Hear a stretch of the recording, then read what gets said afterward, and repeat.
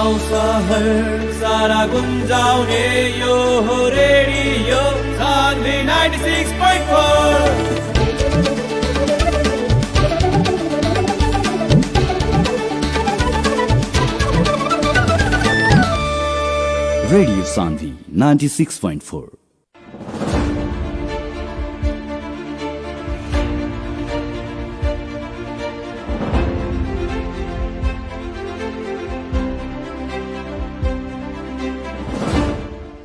नमस्कार आ हार्दिक स्वागत बा रेडियो सान्वी 96.4 मेगाहर्ट्ज के प्रस्तुति कार्यक्रम स्थानीय सरोकार में। कार्यक्रम स्थानीय सरोकार के साथ उपस्थित बानी हम कार्यक्रम प्रस्तोता मुकेश गदी। कार्यक्रम स्थानीय सरोकार आज से अपने हर एक दिन सजिया के 7:15 बजे से लेकर के 8 बजे तक ये कार्यक्रम सुन सकतानी सिर्फ रेडियो सान्वी 96.4 मेगाहर्ट्ज के तरंग मार्फत, साथ ही साथ रेडियो सान्वी के फेसबुक पेज से और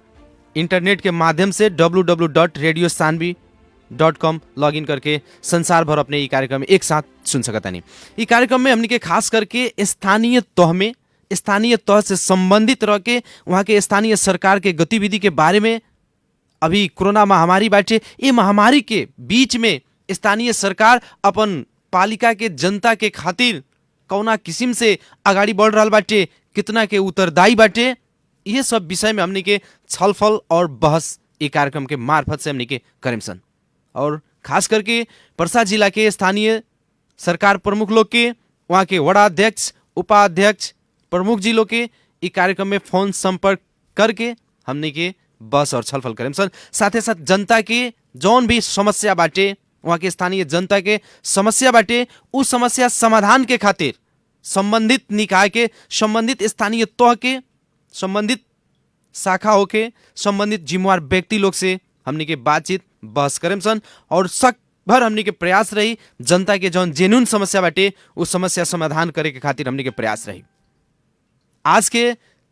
स्थानीय सरकार कार्यक्रम में हमने के सहभागी करेले बनिसन पर्सा जिला के दोसरका सदर मुकाम के रूप में रहल पोखरिया नगर पालिका के उप मेयर सलमा खातून जी से। और आज के हमनी के स्थानीय सरकार के बहस और छलफल में सबसे पहले स्वागत करेंगे चाहे पोखरिया नगर पालिका के उप मेयर सलमा खातून जी के। स्वागत बा कार्यक्रम में सलमा जी। जी नमस्कार। धन्यवाद। देखल जाओ अभी कोरोना के महामारी चल रहा बाटे, दूसरका लहर एकदम तेजी से फैल रहा बाटे और दूसरका लहर के कहीं न कहीं संक्रमण अभी गांव में भी फैल चुकल बाटे। अपने भी लॉकडाउन के पीरियड में, लॉकडाउन के अवधि में अपना जनता के स्वास्थ्य अवस्था बुझे के खातिर, जनता के कहीं न कहीं समझाओ के खातिर, जनता के गुनासो सुने के खातिर अपने भी गांव में अनुगमन कर रहा बानी। का पैनी अपने अनुगमन में गईनी, गांव में का पैनी अनुगमन के क्रम में? जी आपने कह सकनी जैसे आज के डेट में हमने के सब कोई देख रहा बानी सन कोरोना के कितना भारी प्रभाव बा, कितना क्षति कर रहा बा और सब कोई ज्ञात बानी सन की कैसे फैलेला, एक से कैसे बचल जा सकता। लेकिन दुखद बात यह बा कि आज के डेट तक भी अगर हमने के बात कर जाऊँ तो अधिकतर जनता के, सबके तो ना कहें लेकिन अधिकतर लोग, ओहू में सबसे दुखद बात बा कि युवा वर्ग, कुछ जगह तो ऐसा देखने की युवा वर्ग ही लापरवाही अपनावत रहे लोग, जौना के चलते आखिर प्रशासन होके चाहे सरकार होके अगर जेन्युइन रूप में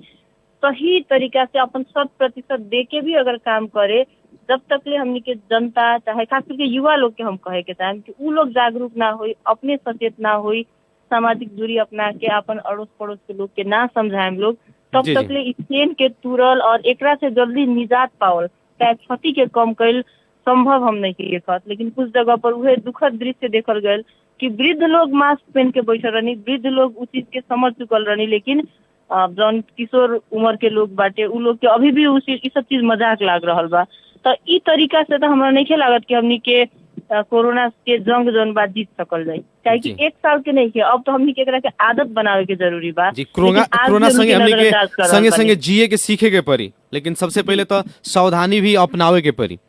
अपने अनुगमन कैनी जौना किस्म से अपने वहाँ के वस्तु स्थिति देखनी, अभी भी युवा वर्ग जे बा उ सचेत होके नहीं के सकल, जे वृद्ध लोग बाटे उ लोग कहीं न कहीं सुरक्षा मापदंड के अपना रहल बा, लेकिन युवा लोग के इतना गैर जिम्मेवार होखे के कारण का अपने देखनी? हाँ, एमे एगो चीज स्पष्ट करे के चाहे कि सब कोई के तो ना कहे के मिली। कुछ जगह पर युवा लोग खुद ही सचेत बा, उ लोग अपन जन गांव टोल में बा सचेतना फैला रहल बा। एक आध जगह पर खुद ही अपना अगुवाई पर मास्क वितरण के कार्यक्रम भी कर रहल बा। एगो पक्ष ई बा जौन की सकारात्मक बा और हमनी के उम्मीद देवेला कि चलो हमनी के समाज परिवर्तित हो रहल बा, वस्तु स्थिति के समझ के जौन भी हमनी के शिक्षा आर्जन करता निसन ओकरा के व्यवहार में लागू करता निसन। यानी कि हमनी के खाली शिक्षा अपन डिग्री तक नहीं सन रखले, समाज के हित खातिर प्रयोग करता निसन, जौन की एगो युवा के दायित्व भी है। उहे कुछ एगो इहो जमात देखल गयल जे कि ओकरा के अभी इतना हल्का रूप में ले रहल बा। तो जे बढ़िया कर रहल बानी वहाँ लोग के तो बहुत बहुत दिल से धन्यवाद बढ़ले बा। लेकिन अभी भी जे लोग ओकरा के नहीं समझत, एकरा के मजाक के रूप में ले रहल बानी, वहाँ लोग से बेर बेर ये आग्रह बाटे कि अपने लोग अपना बारे में सोची। एगो बच्चा जन्म लेवेला कोनो परिवार में कितना माने गार्जियन के पूरा परिवार के परिश्रम रहेला, कितना मेहनत रहेला, कितना आशा उम्मीद रहेला, लगानी रहेला, भौतिक से लेके आर्थिक से लेके हर एक इमोशनल भी अटैचमेंट रहेला। जी संगे संगे एगो अगर उ लोग के कुछ होता, एगो परिवार के समाज के भी क्षति होता थे। अगर उ लोग के मार्फत परिवार में उस संक्रमण फैलाता तो कितना बड़का क्षति हुई। वही के चलते अपनों बारे में सोचे के पड़ल, अपन परिवार जन के बारे में भी सोचे के पड़ल। संगे संगे हमनी के तो स्थानीय सरकार अब प्रदेश आ केंद्र सरकार के लगे तो पहुंचना सहज रहेला। स्थानीय सरकार के जन प्रश्न हमनी के उठावे निसन, सवाल उठावे निसन, उ लोग के जवाबदेही बनावेला हमनी के अपने कुछ करके आगे बढ़ल जाए तो जब आवाज उठावल जाए उ दमदार हुई। जैसे कि हम एगो प्रतिनिधि बानी, रउआ अगर अपना हिसाब से अपन पूरा दायित्व पूरा करतानी आ रउआ कोनो चीज के दाबी लेके हमरा लगे आवतानी तो हमरा मजबूर होके के पड़ी वो हिसाब से काम करेला। लेकिन अगर अपने अपन दायित्व नहीं निभावत तो उल्टे हमू कहीं ना कहीं एगो दोषारोपण वाला खाली बात हो जाए। स्थानीय सरकार भी कह सकता कि हमनी के प्रयास तो करते बानी, लेकिन स्थानीय लोग नहीं के समझत। लोग जब तक ले ना समझे तब तक ले कैसे हुई। वही के चलते एगो चीज बा कि हमनी के अपन अपन खाली दायित्व पूरा कर दिया। यानी कि ई ऐसन जगह बा, ऐसन समय आइल बा कि सब कोई के अपन अपन दायित्व पूरा करके एक दूसरा के सहयोग करेगा। यानी कि हमनी एगो सचेत नागरिक के जोन कर हमनी के अगर अपन एगो सचेत नागरिक के जोन कर्तव्य होला उ कर्तव्य के माने हमनी के निभा देता निसन, अपन भूमिका सही ढंग से निभावता निसन, तो कहीं ना कहीं ये महामारी से हमनी के सब कोई एकजुट हो के लड़ के महामारी के खत्म कर सकता निसन। जी जी, दोसर विकल्प नहीं है। एगो जिम्मेवार नागरिक बनला के विकल्प नहीं है। सचेत के संगे संगे जिम्मेवार नागरिक बनल जाओ, आपन दायित्व पूरा कर जाओ। जहाँ कोनो प्रशासनिक निकाय चाहे स्थानीय सरकार चाहे जनप्रतिनिधि गलत करता, चाहे अनजाने में भी अगर कोनो पहल नहीं के करे सकत, पीछे पड़ गल बा, उ लोग के ध्यान आकर्षण करावे के पड़ल। उ लोग के हो सकता विभिन्न कारण होखेला, राजनीतिक हिसाब से चाहे अन्य हिसाब से का कारण हो सकता जे स्थानीय बाटे उ सहयोग भी तो कर सकता नु। तो हमनी के अंतरक्रिया में रहल जाओ। अभी के समय तो फोन के बा, इंटरनेट के बा, आदमी से भेंट ना भी होता तो हमनी के फोन मार्फत संपर्क में रह सकता निसन। अन्य जगह के भी हम बात कहता नहीं, तो अपन दायित्व निभाल जाओ, एगो जिम्मेवार नागरिक बने के पड़ल। सलमा जी, खास करके पोखरिया बाजार जौन बाटे,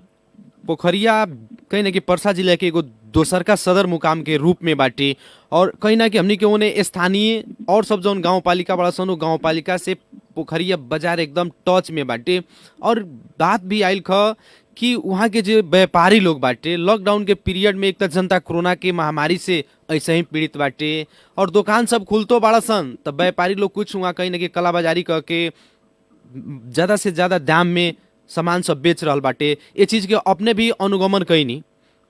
का एमे का पैनी अपने की बाजार भाव वहाँ के कैसन बाटे, और जौन ई बात आइल बाटे उठ रहल बाटे कि वहाँ के जो व्यापारी वर्ग लोग बाटे कहीं ना कहीं जे दाम बेसी लेके सामान सब दे रहल बाटे, सुरक्षा के मापदंड के प्रयोग नहीं के करत, एकरा विषय में अपने का कहे के चाहे? एमे एगो बहुत महत्वपूर्ण बात हम का कहे के चाहेम कि ई बात हमेशा कभी भी एगो पर्व त्योहार के समय आओ चाहे हमनी के ऐसा महामारी के परिस्थिति में ऐसा बात उठेला, जैसे अनुगमन के बात भइल तो अवश्य ही कोई भी हमनी के अनुगमन अचानक भी करे जाता निसन। तो एगो का होला कि हमनी से कोई जौन ज्यादा रेट बा उ ना बताई, चाहे रेट कार्ड ही वो अगर बनैले बा तो रेट कार्ड भी वो हमरा के एक्स्ट्रा ना दिखाई, चाहे पुलिस प्रशासन भी जाई तो ओकरा से उ ना करी। जी पहिलका चीज तो हमनी के अपना से प्रत्येक दुकान में घूम के ही हम खुद भी कहले बानी कि रउआ लोग इस चीज के ध्यान में रखें। यहाँ तक कि गांव के दुकान सब में भी कुछ में हम ई बात कहल गए कि कम से कम एमे एक दूसरा के सहयोग करे के बा। बेसी नाफा के चक्कर में गईला से अच्छा इंसानियत भी हमनी के देखे के पड़ल। आ दोसर कार्यवाही के बात बाटी खास करके बाजार एरिया में अगर वैसा कोई मिली तो हमनी के प्रशासनिक रूप में वो लोग के कार्यवाही के दायरा में ले आन सन। जौन चीज हमनी के स्थानीय रेडियो मार्फत भी हमनी के सर्कुलेट कैले बानी सन। लेकिन एकर अगर वास्तविक कार्यान्वयन करे के बाद तो एकर एकेगो काम हो सकता है कि अगर कोई से ज्यादा दाम में कोई चीज बेचत आते ओकर निर्धारित मूल्य से बेसी चाहे उचित मूल्य से बेसी तो ओकरा के रिपोर्ट करे के पड़ल। ओकरा खातिर हमनी के यहाँ के बकायदा इंस्पेक्टर साहब के नंबर भी निरंतर रेडियो से बजवा रहल बानी सन, बेर बेर न्यूज टाइम से लेके हर एक टाइम में। लेकिन इहे दुखद बात हो जाला कि रिपोर्ट आवे के पड़ल नो, रिपोर्टे ना आई रहो। जैसे कि हम बाहर कहतानी कहीं 10 आदमी बैठल बानी सन वहाँ कहतानी तो जगह सही जगह तना नु भइल संबंधित निकाय तक बात पहुंचे के पड़ल। संबंधित निकाय पर सही टाइम पर पुगाम तो सुधार हो सकता, लेकिन अपना में कितनो बतियान तो समस्या के समाधान तो ना निकली जी। वही के चलते वो रिपोर्ट करे के पड़ल, गलत हो रहा बा तब तो हमनी के जानकारी मिली। अभी आज तक व्यक्तिगत रूप में हमरा एको गो रिपोर्ट नहीं ख्याल इंस्पेक्टर साहब मार्फत भी अभी तक वैसा कोनो जानकारी नहीं मिलल। वही से एगो हमर निहोरा बाकी अगर कोई भी करे कम से कम रउआ लोग रिपोर्ट करी। हमनी पुलिस के फोन नहीं कर सकत, हमनी के तो कर सकत नीनू अगला का करी कोई ओकर पहल हमनी करें सन। तो कृपया उस चीज के जानकारी करावे के पड़ल। उपमेयर जी, एक तो अपने महिला होकर के ऐसा महामारी के समय में लॉकडाउन के समय में घर में रहे के चाहिए, लेकिन अपने आज अपना जनता के खातिर खुद हम संक्रमित हो सकत आनी एकर परवाह ना करके अपने अनुगमन में जा रहल बानी, कैसन महसूस कैनी अपने? एमे वास्तव में कहल जाऊं तो एक हिसाब से एक शब्द में कहीं तो एगो अपन दायित्व निर्वाह करेला, एगो अपन आत्मसंतुष्टि ला भी कहे के पड़ी। काहे कि एगो जनप्रतिनिधि के हैसियत से हमर दायित्व भी बनताटे अपन जनता के अवस्था देखे के, अनुगमन करे के। पहिलका चीज तो ई कर्तव्य भी भइल हमर। दोसरका चीज की कुछ चीज ऐसा बा जन अर्थ से जुड़ल बा, अन्य प्रशासनिक बा, नीतिगत काम बा जन हमनी के नगर पालिका के मार्फत करे के होला, ओकर प्रक्रिया पुगावे के पड़ेला, टीम वर्क बा, ओकरा ला बोर्ड बैठ के ही निर्णय करे के पड़ेला। वैसन चीज सब में अकेले हमरा चाहला से तो कुछ ना होखी, तो ओमे कुछ समय लागेला। उ हमनी के छलफल करे निसन, सुझाव देवे निसन, आपस में झगड़ा होला, लेकिन उस चीज में तनका समय लाग जाला। हमरा का महसूस भइल कि उ सब चीज तो हमनी के बैकग्राउंड में करते बानी सन। कोरोना के व्यवस्थापन ओकर लोग के चेक जांच खातिर भी सब कुछ व्यवस्थापन भइल बा, लेकिन एकरा अलावा भी सूचना दे देनी सन। लेकिन वास्तव में वहाँ के ग्राउंड रियलिटी का बा हमनी के लोग से सुनत आनी सन, लेकिन अपना से देखला में या सुनला में फर्क पड़ेला। ओके चलते लागल कि एगो अपना आत्मसंतुष्टि खातिर भी एकरा ला तो हमरा कोई से बजट मांगे के आवश्यकता नहीं है, एक्स्ट्रा कुछ के जरूरी नहीं है, तो काहे ना उस समय के सदुपयोग कर जाओ। काहे आज हमनी के अन्य सभी काम प्रभावित भइल बा कोरोना के लेके, तो काहे ना हमनी के ऊपर फोकस होकर जाओ। आखिर हमरा गईला से कोई के हम कुछ दे नहीं देत, माने कोनो महत्वपूर्ण चीज नहीं देत, लेकिन हमर मानना बा कि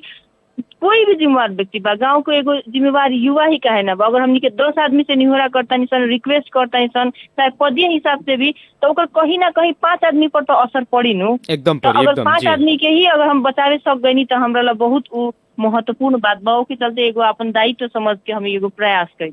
देखल जाओ अभी खास करके बीरगंज के हमनी के बात कइल जाओ, परसा के सदर मुकाम बीरगंज के बात कइल जाओ, बीरगंज में भी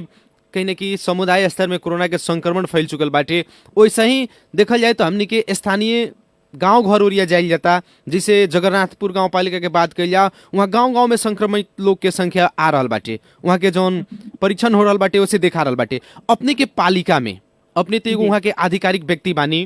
एगो कहीं ना कहीं वहाँ के एगो न्यायमूर्ति बानी, अपने न्यायपालिका के संयोजक बानी। अभी तक पोखरिया नगर पालिका में कोरोना वायरस के अवस्था, वहाँ के संक्रमण के अवस्था का बाटे? अब संक्रमण नहीं है, वो तो कहे वाला स्थिति भी नहीं है। यहाँ भी समुदाय स्तर में कुछ हद तक तो फैल चुकल बा, और अवश्य ही प्रत्येक घर के पीसीआर चाहे एंटीजन टेस्ट कहल जाओ, वो अभी तक यहाँ भी शुरू नहीं हो सकल, संभव नहीं हो सकल। लेकिन हमनी के जितना संभव हो सकल बा, हमनी के जितना किट के उपलब्धता भइल बाटे, हमनी के स्रोत साधन जौन हमनी के इकट्ठा करे सकल बानी सन, चाहे प्रदेश सरकार के सहयोग से, चाहे नगर पालिका के पहल के चलते, चाहे कुछ सामान खरीद के, ओकरा आधार पर हमनी के लक्षण देखल गए। चाहे हॉस्पिटल में जे भी चेक करावे आवतानी, डॉक्टर लोग के भी जेकरा पर शंका लागता वैसन आदमी के पहचान करके, चाहे स्वेच्छा से अगर वैसन कोई तनका ज्यादा लक्षण वाला व्यक्ति कोई आ रहल बानी, साथे साथे हमनी के सुरक्षा कर्मी लोग जे हमनी के निरंतर खट रहल बानी, ई सभी सेक्टर के एगो निरंतर रूप में सीमित मात्रा में ही सही हमनी के एंटीजन टेस्ट भी कर रहल बानी सन। ओकरा संग संग पीसीआर खातिर हमनी के लगे अभी तक प्रदेश सरकार से स्थापना करे के बात भइल बा, जब वो हो जाए तो शायद आसान हो जाए, लेकिन VTM खरीद जौन हमनी के करके रखले बानी सन, पहले से ही हमनी के तैयारी में बानी सन। सीमित VTM बा, लेकिन फिर भी जेकरा ज्यादा जरूरी लागता स्वैब कलेक्शन करके पीसीआर खातिर भी नगर पालिका सहयोग कर रहल बाटे, जौन की नारायणी में चेक जांच हो रहल बाटे। तो ए हिसाब से हमनी के अभी तक ले जितना स्रोत साधन इकट्ठा करे सकल बानी सन खरीद करके आ कहीं कुछ अनुदान के रूप में उ प्रयोग कर रहल बानी सन। जे भी संक्रमित होकतानी उहाँ लोग के कॉन्टैक्ट ट्रेसिंग के आधार पर जे व्यक्ति लोग बानी उहाँ लोग के स्वैब कलेक्शन हो रहल बा। अब घर घर चाहे समुदाय स्तर में जाके जौन बात बाटे उ संभव अभी नहीं हो के सकल। ई हमनी के सब कोई के ज्ञात बा कि अभी के अवस्था में स्रोत साधन ही नहीं के मिले सकल। विभिन्न रोज सप्लायर से भी संपर्क करता नहीं तो अभी चीज सब उपलब्ध होके के स्थिति में नहीं के, लेकिन अगर वो होई आ वैसन परिस्थिति आई तो हमनी के उ भी करे के पड़ी। तो होम आइसोलेशन में भी जे बानी लोग हमनी के जे संपर्क में आयल बानी वहाँ के हर एक हिसाब से हमनी के सहयोग कैले बानी सन। कोरोना पेशेंट के निःशुल्क दवाई से लेके अन्य जौन भी व्यवस्थापन होके चाहे अस्पताल में आइसोलेशन सेंटर के व्यवस्थापन करके हर चीज के व्यवस्थापन हमनी के कैले बानी सन। पर्सा जिला में खास करके दूसरका चरण के संक्रमण फैले लागल, जेकरा कारण से हरेक पालिका अभी के अवस्था में पोर के माने पर साल के कोरोना महामारी में क्वारंटाइन संचालन कैलक, पीसीआर टेस्ट करैलक, आगे आइल स्थानीय सरकार ओ किस्म के भूमिका अभी के दूसरका चरण में बहुत ऐसा पालिका बड़ा सन जौना के भूमिका भी गौण बाटे। लेकिन कुछ पालिका देखल जाता तो आइसोलेशन वार्ड भी संचालन कैले बा, लेकिन वहां पर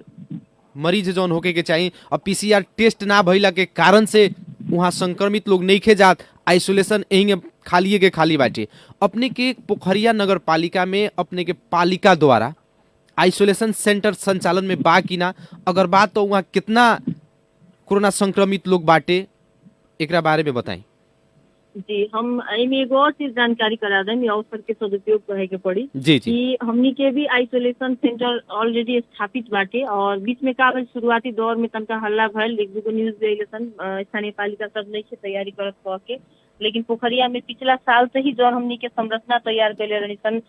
50 गो तक लेके क्षमता 50 बेड के आ 25 गो तैयारी अवस्था में पिछला साल तक 33-34 गो तक ले हमनी के मरीज के रखले रही सन। वो ऑलरेडी हमनी के लगे रहे, लेकिन तनका सा बहुत ना सही समय पर इनिशिएशन ना देखला के चलते चाहे सूचना प्रवाह ना कैला के चलते उ चीज सब भइल। आज के डेट में हमनी के लगे अभी तक 16 गो मरीज आइसोलेशन में रह चुकल बानी, जेमे से कि 4 आदमी डिस्चार्ज हो चुकल बानी, 4 आदमी के हमनी के रेफर जेकरा तनका सीरियस खानी बुझायल रेफर कर चुकल बानी सर। अन्य व्यक्ति अभी भी हमनी के लगे उपचाररत बानी। उहाँ लोग खातिर ऑक्सीजन से लेके हर एक चीज के व्यवस्थापन हमनी के लगे आज बाटे और हर चीज के हमनी के कहनी है जैसे कि कोरोना से संबंधित दवाई निःशुल्क दे रहल बानी सन, खाना के व्यवस्थापन, यहाँ तक की रह जानकारी दी। एक बेर बीच में ऐसा परिस्थिति आयल रहे शायद बीरगंज में बेड ना मिलल कि का 2 गो केस हमनी के अनेक समय में करके बाहर के मरीज के भी रखे के अवस्था है, लेकिन उस समय में अब बेसी संख्या में आई तब तो हमनी ना सकेम सन, लेकिन वो एगो अपवाद रहे दूसर जिला के मरीज के भी हमनी के रखनी सन। तो ओके चलते पोखरिया अस्पताल के हम वहाँ के चिकित्सक लोग के धन्यवाद देवे के चाहेम। भले होइए सर कमी कमजोरी अपना जगह पर होखेला, लेकिन अभी के समय के कोरोना काल में जौन हिसाब से वहाँ लोग लागल बानी उपचार प्रदान कर रहल बानी, अभी तक संतोषजनक स्थिति बाटे। और अभी हमनी के वैसन परिस्थिति आयल तो 50 बेड तक लेके हमनी के रखे के क्षमता बाटे, उ तैयारी में भी हमनी के बानी सन। महामारी के दौरान में उपमेयर जी पोखरिया नगर पालिका से पोखरिया अस्पताल में जौन फीवर क्लिनिक, इमरजेंसी सेवा, साथे साथ प्रसूति सेवा जौन संचालन में बाटे, अभी तक कितना प्रभावकारी भइल बाटे? अवश्य इहो बात महत्वपूर्ण बात रखनी है। जैसे बीच में एगो और समाचार आयल रहे कि पोखरिया के ओपीडी बंद भेला के चलते सेवाग्राही लोग के दिक्कत हो रहा बा। वास्तव में दिक्कत तो होबे करी अगर सरकारी अस्पताल के सेवा सुविधा रुकता तो, लेकिन हमनी के वस्तु स्थिति भी समझे के पड़ल। हमनी के हमेशा लास्ट ईयर से लेके अभी भी हमनी के हमेशा डॉक्टर लोग से सलाह का रहल, व्यक्तिगत रूप से हमर तो हमेशा जोड़ रहल कि लाख अवस्था खराब हो जाए, लेकिन हमनी के प्रसूति आ इमरजेंसी साथ साथ में कोरोना में फीवर के समस्या बेसी आवेला, ओके तो फीवर क्लिनिक के कभी भी बंद न कर जाओ। आ डॉक्टर लोग हमनी के ऊपर प्रतिबद्ध बानी, ओमे वहाँ लोग के जरूर सहयोग कैले बानी। रहल ओपीडी के बाद जहाँ तक आयल मंत्रालय जब वहाँ से परिपत्र कैला ओकरा बावजूद वहाँ लोग से छलफल भल कि हमनी के लगे जब वैसन सीरियस केस नहीं के वैसन अवस्था नहीं के तो काहे सेवा से वंचित कर जाए आम जनता के। तो हमनी के ओपीडी भी 2 हफ्ता पहले सूचना आयल रहे लेकिन ओकरा के निरंतर रखनी सन। लेकिन जब केस हमनी के लगे बढ़ गए डॉक्टर लोग के भी वैसन कुछ परिस्थिति बुझाल काहे कि टेक्निकल बात बा, कुछ चीज में डॉक्टर के सलाह लेके भी आगे बढ़े के पड़ेला। तो उस समय में एगो समय कहल जाना सीमित समय ला ओपीडी के बंद रखल गइल बा। उ रखल गए लेकिन ई है कि उ लंबा समय तक रही वैसे आवश्यकता नहीं कि हमनी के लगे जब ठप जनशक्ति आपूर्ति हो जाए तनका सा सहज माहौल बुझाई हमनी के फिर से ओपीडी संचालन हुई। दूसर का चीज हमनी के 2 गो वार्ड के अलावा बाकी 8 गो सभी वार्ड में हमनी के स्वास्थ्य चौकी आधारभूत स्वास्थ्य केंद्र बाटे। ओके चलते हम जानकारी कराई कि बेसिक जोन आवश्यकता बाटे ओकरा ला उहाँ लोग के कोनो क्षति नहीं केवल उहाँ लोग वहाँ जाके चेक जांच करा रहल बानी। कारण एगो ई भी है कि हमनी के समझे के पड़ल कि एगो मानता नहीं एगो मुड़ी दुखा के कोई आवताटे एगो बीपी के मरीज रेगुलर दवाई खातिर अगर अस्पताल में आवता नहीं अगर वहाँ कोरोना से संक्रमित होके जाए के स्थिति होके तो हमनी के तो पहले बीपी के दवाई घर पर ही दे के वहाँ के घर पर रखे के कोरोना से बचावे के पड़ल। तो एगो मुख्य कारण उ भी रहे कि उस समय में ओपीडी के सेवा कुछ समय ला रोके खातिर। जी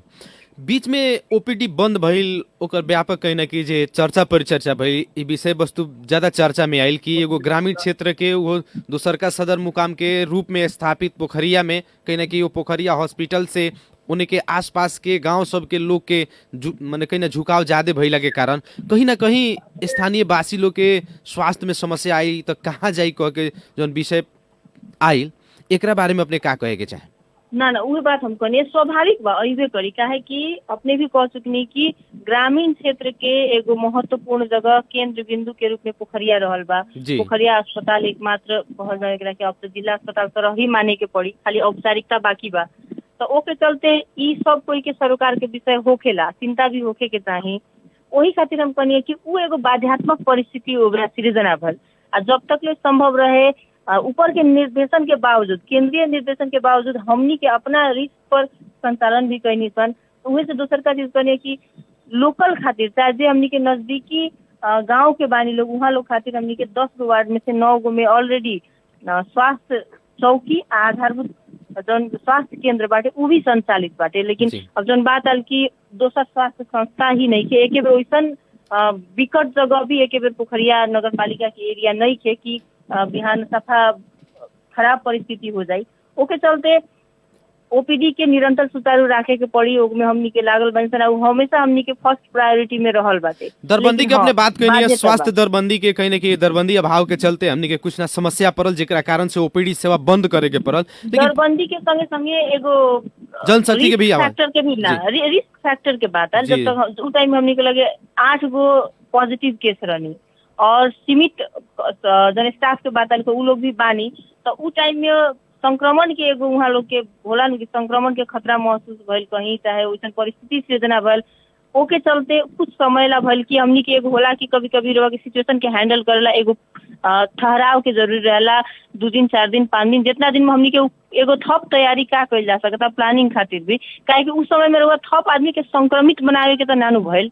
वो हिसाब से रहे। हाँ ये बाकी महत्वपूर्ण जगह भइला के चलते ज्यादा लोग के ध्यान रहेला वो हिसाब से समाचार सब आवेला। अब सकारात्मक नकारात्मक तो अइबे करी उस स्वाभाविक बात बा ओकरा के हमनी के निरंतर बानी सन। लेकिन हमनी के प्राथमिकता हमेशा बाकी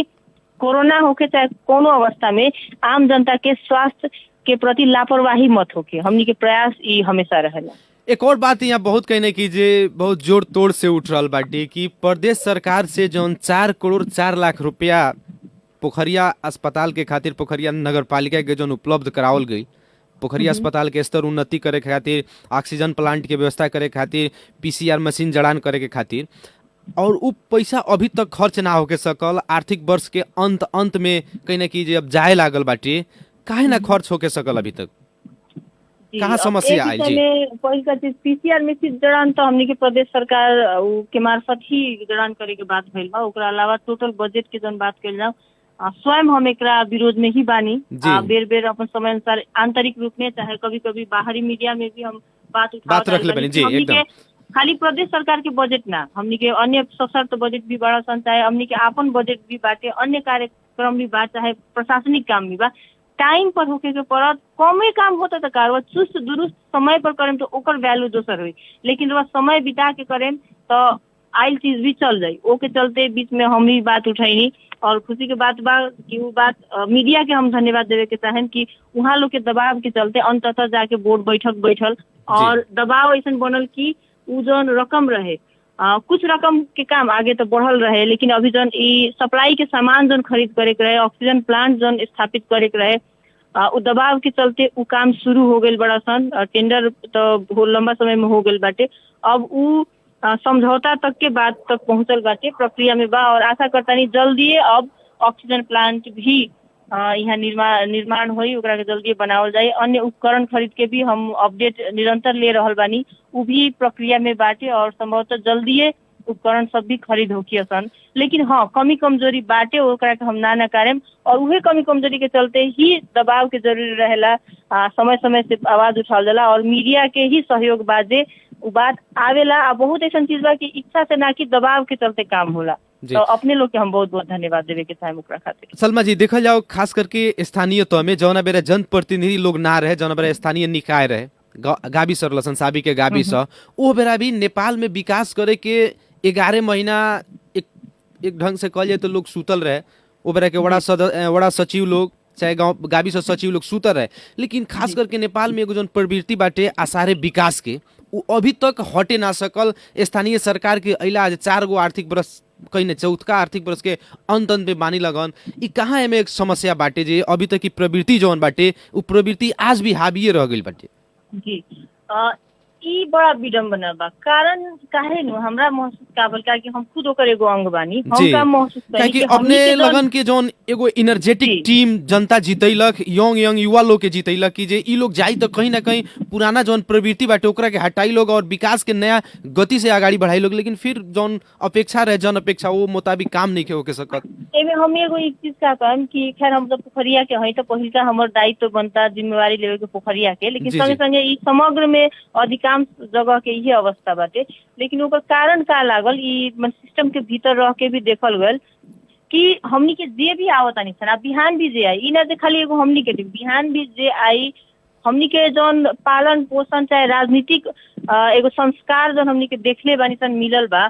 ज्यादातर हमनी के प्रभावित बाटे उहे पिछला जति देखत आयल बानी सन, उ कहीं ना कहीं ऐसा तरीका से सेट हो गल बा। हमनी के हई हिसाब से राजनीति करम सन तो सफल होके सन, यहाँ हई राजनीतिक हिसाब से हमनी के पकड़ होई कह के एगो हर एक हिसाब से काम करे के शैली से लेके कर्मचारी के काम करे के, कर्मचारी से डील करे के, हर चीज उ एगो पैटर्न बन गेल बा। दूसर का चीज होला कि जनप्रतिनिधि बानी सन हमनी के जौन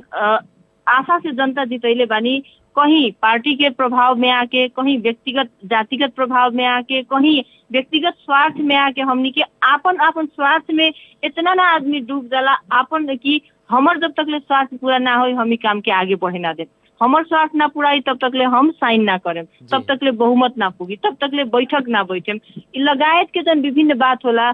उन सब के चलते प्रभावित होके जाला। और जब तक ले हमनी के राजनीति करे वाला व्यक्ति पहिलका चीज तो आम जनता के भी सोचे के पड़ल, समझे के पड़ल, सही व्यक्ति चुने के, लेकिन अब कोई के मुड़ी पर लिखल नहीं के, सब कोई तो बढ़िया बात करे निसन। तो जे निर्वाचित व्यक्ति बानी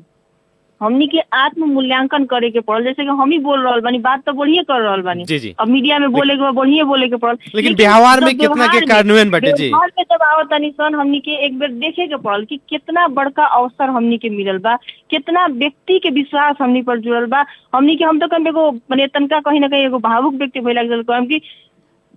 राजनीति अपना जगह पर कोई के बदुआ लेवे वाला काम हमनी के ना कइल जाऊं, जगह पर पहुंच के ओकर मिसयूज करके पैसा होते हुए, समय होते हुए, योजना होते हुए अगर हमनी के काम नहीं सन करत तो हमनी राजनीति कर्मी के फेलियर बाटे। और ये हमनी के यहाँ ज्यादातर व्याप्त बाटे और कहीं ना कहीं पोखरिया में भी उ चीज देखल गइल बा। और ये चीज जब तक ले एगो टीम ना समझी, टीम वर्क के रूप में आगे ना बढ़ल जाए, 2 आदमी 4 आदमी छटपटा के मर जाए, लेकिन जौन उपलब्धि होके के चाहे उ तनका संभव नहीं के, तनका मुश्किल बा। वही के चलते परिवर्तन लियावे के बात ना कइल जाओ, जौन बात कर तन कहीं ना कहीं स्वार्थ तनका छोड़े के पड़ी, स्वार्थ छोड़ के काम कइल जाए, तब जाके समय पर काम होई, तो समय पर योजना तर्जुमा होई। अगर समय पर काम शुरू करता इंसान तो उ गुणात्मक भी होई, समय पर जे काम करता ओकरा पेमेंट भी मिली, हर एक हिसाब से व्यवस्थित होई। लेकिन अंततः आज भी उहे प्रवृत्ति बाटे जेठ में असार में काम करे के, ओकरा पर दौड़ धूप होके के कार्यालय के काम भी प्रभावित हो जाला। तब इस सिस्टम जब सिस्टम के अब कथी कहल सुधारल ना जाए, जब तक प्यूरिफाई ना कल जाए, और प्यूरिफाई भी आम जनता कुछ हद तक कर सकता, कुछ हमनी बानी सन। आ तीसरका सबसे बड़का चीज होता है मीडिया के आम जनता के दबाव। लेकिन दबाव में भी हम ये आग्रह करे के टाइम खास करके स्थानीय स्तर में जे भी आवाज उठावे नहीं कि हमनी के आवाज उठावे नहीं सन,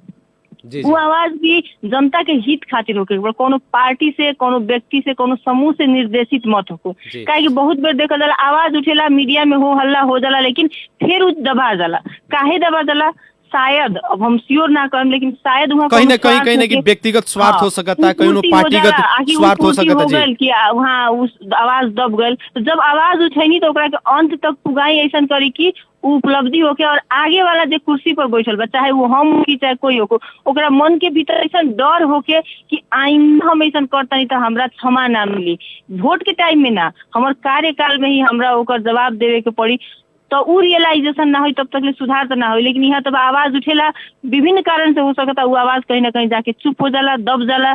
फिर वो देखा जाला कि साथे वो आदमी सब काम करता। तब ई प्रवृत्ति रही तो कैसे सुधार हुई? तो इहे एगो विडम्बना बा कि आवाज जाला लेकिन अंतिम समय तक हमनी के ना जानी सन। और खैर सुधार तो होई ना होई सन बात नहीं के, लेकिन अब इहे प्रवृत्ति से जाए तो अभी शायद हो सकता कुछ दशक और लागी, एगो कार्यकाल में ये चीज नहीं के सुधरे वाला। जी देखल जाओ, एक और बात आवता, हम तनका अपने के पालिका के एक दूगो समस्या के ऊपर हम तनका फोकस करे के चाहें। अभी तक जौन महामारी चल रहा बाटी, ये महामारी में कहीं ना कि हॉस्पिटल सब में जौन निःशुल्क औषधि वितरण कइल जाला, कुछ ऐसा अस्पताल बड़ा सन जहाँ से बात आ रहा बा कि दवाई नहीं खे, जनता होता तो हमनी दवाई कहाँ से दी सन, ऐसा किस्म के समस्या आ रहा बाटे। एकरा बारे में अपने के कितना मने जानकारी बाटे? हम खास करके अभी के समय में निरंतर हमनी के स्वास्थ्य संयोजक, सह संयोजक लोग के संपर्क में बानी। स्वास्थ्य कर्मी लोग से ज्यादा हमनी के संयोजक लोग के मार्फत सूचना लेवे सन,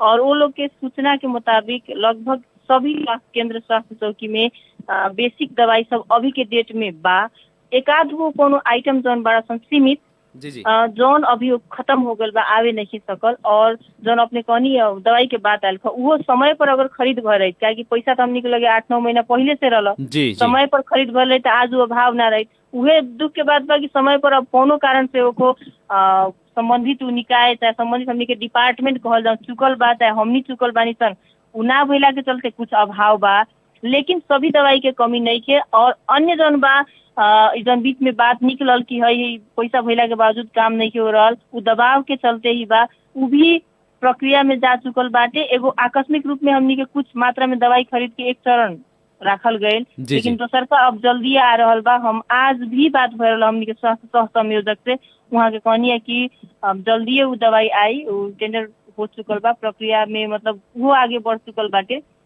ये बात तनका अब में कमी कमजोरी ये बाकी समय पर से खरीद भर रही तो इहो परिस्थिति ना आई। अभी के जौन समस्या देखा पड़ल बाटी, समस्या ना आई,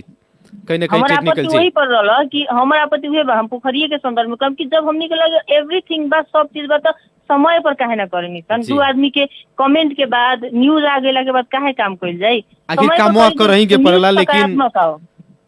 चर्चा परिचर्चा भइला के बाद होता जी तो उहे हमरो आपत्ति उहे सब चीज पर रहेला, लेकिन अंततः अब प्रक्रिया में बाटे और जल्दी दवाई फिर आई। एक और बात बाटे कि अभी के जौन महामारी के दौरान बाटे, कभी भी केकरो कोनो किस्म के समस्या आ सकता, उस समस्या समाधान के खातिर कहीं ना कहीं सदर मुकाम तक पहुंचे के खातिर एम्बुलेंस के व्यवस्था, ओकरा बाद अगर केहू के कहीं ना कहीं दुर्भाग्यवश ओकर देहांत हो जाता तो ओकर शव के व्यवस्थापन करे के खातिर, ओकरा घर तक पहुंचावे के खातिर शव वाहन के जौन व्यवस्था अपने के पालिका में एम्बुलेंस आ शव वाहन आज भी जिंसी शाखा में कहीं ना कहीं थनकल बाटे, चालक नियुक्ति ना भइले के कारण इ प्रक्रिया में कहाँ अवरोध बाटे और काहे अभी तक विलम्ब बा? अब एकरे के बात कर जाऊँ तो एहू में पहिलका बात उहे आई कि जब हमनी के लगे प्रदेश सरकार उतना रकम देके सामग्री उपलब्ध होगा तो उन दूगो ड्राइवर नियुक्त करे में तो कोई नहीं के रुकले, ना अस्पताल के रुकले बा, नगर पालिका के रुकले बा। यहाँ तक कि हमनी के 15 गो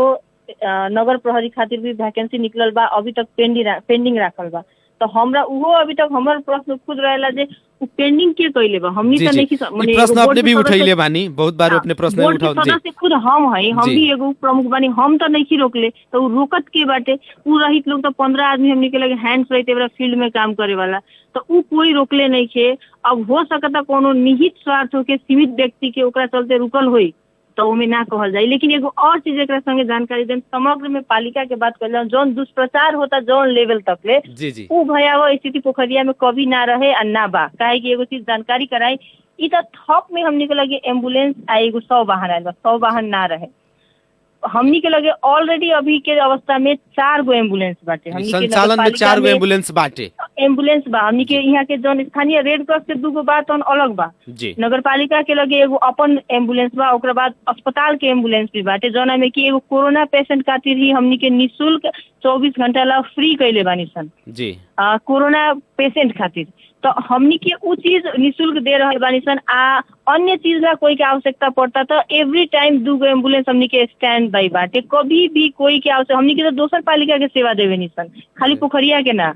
तो कुछ चीज बाकी ओकरा के बढ़ा चढ़ा के मीडिया में लोग ले जाला। अब राजनीति के हिसाब से हमनी के सब कोई बुझते बानी सन लेकिन हाँ ओकर समय पर काउंटर भी होके चाहिए जौन की पालिका स्तर से ना होकेला तो ओके चलते उ एम्बुलेंस की भी बात उठ रहा है कि हमनी के एम्बुलेंस खरीद ना करके 100 वाहन ही चाहे दोसर कुछ खरीद कर जाओ काहे कि एम्बुलेंस की आवश्यकता ना रहे। खैर आ गइल बा अब आ गेला के बाद ओकर ड्राइवर स्टाफ समय पर रखे के चाहिए ओकरा से भी बेसी जरूरी रहल 100 वाहन के काहे कि ओकर अभाव जिला में ही बा बाटे जी तो ओकर हमरो का नाम बा कि हाँ जल्द से जल्द ओकरा के रखे के चाहिए हमनी के बेर बेर नगर प्रमुख जी से भी कहल जाओ चाहे हाकिम साहब से तो बहुत कमे बातचीत होके सकेला